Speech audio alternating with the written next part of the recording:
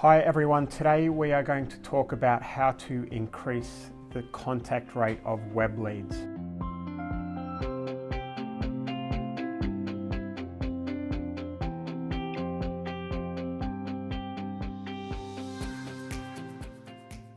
So what is contact rate?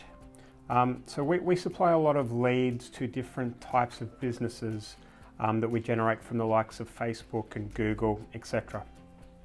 So what happens is that when we generate those leads for the business, they will come back to us and they will say, listen, Flex Digital, you have delivered 100 leads, okay, but we have only been able to get in contact with 50% of those people, or sometimes it's 80%, or sometimes it's 40%.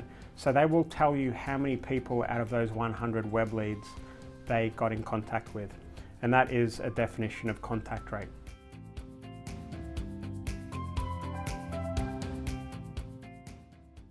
So how does contact rate affect the quality of the web leads that we deliver?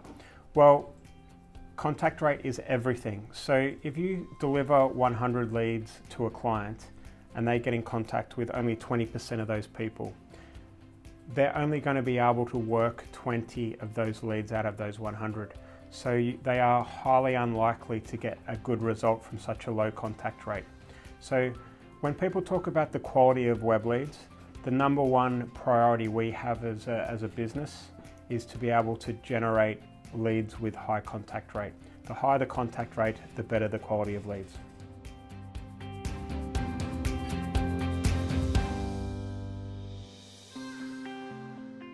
So I want to give you guys some examples of a high contact rate web lead and a low contact rate web lead. So let's start with the low. I'm not sure if anyone listening to this video blog has ever heard of a lead ad in Facebook. So this is where an advertiser creates an ad and the user can click on the button. The person that's browsing Facebook can click on the button and suddenly a form pops up which has the name, email address and phone number already pre-stored within that lead. It's called a lead form. And what that means, and that data is stored by Facebook when you sign up to Facebook as a user.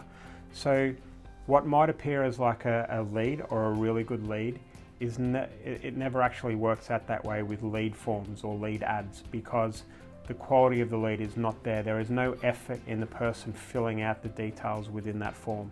So what happens is that you'll send 100 of these leads, going back to the 100 example, you'll send 100 to the client, but they're only going to get in contact with a very small percentage of these. And believe me, we've tried it and they just don't work for the financial services industries that we work in.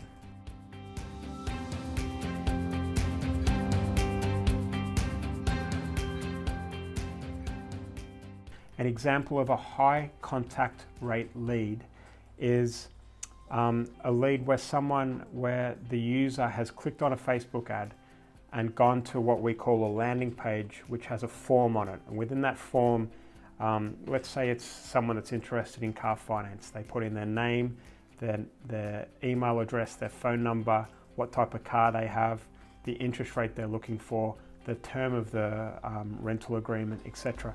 If it is a really long form like this with lots of fields to fill in, then you'll find that the quality of the lead is really good.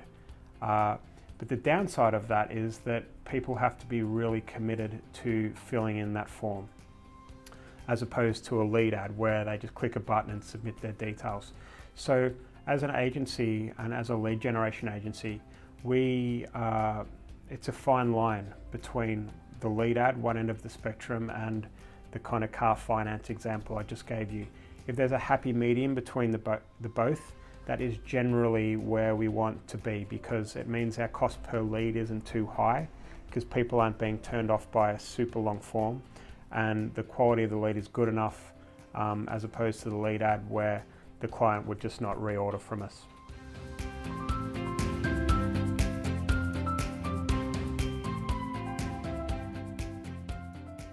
Another way to increase the quality of web leads and the contact rate of web leads is to have what's called an advertorial in between the ad and the landing page. So if you picture yourself on Facebook and you see something that interests you, a product or a service, and you click on that ad, most of the time people are sent to what is called a landing page. But what we do is that we have the ad, and then we have an advertorial that sits in the middle which explains really well the product or the service. So people click on the ad, read the advertorial, get really excited about the product or service, then click through to the landing page to fill in their details. And at that point they can usually just put their name, email address and phone number in. Because they're engaged, they've read through the product or service and they're interested in getting called.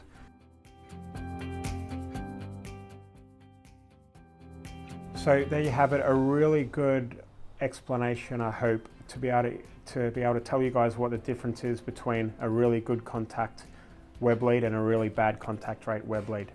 So if you want to find out more about how we generate our leads and how we run our Facebook agency, then we're holding a live masterclass on Thursdays.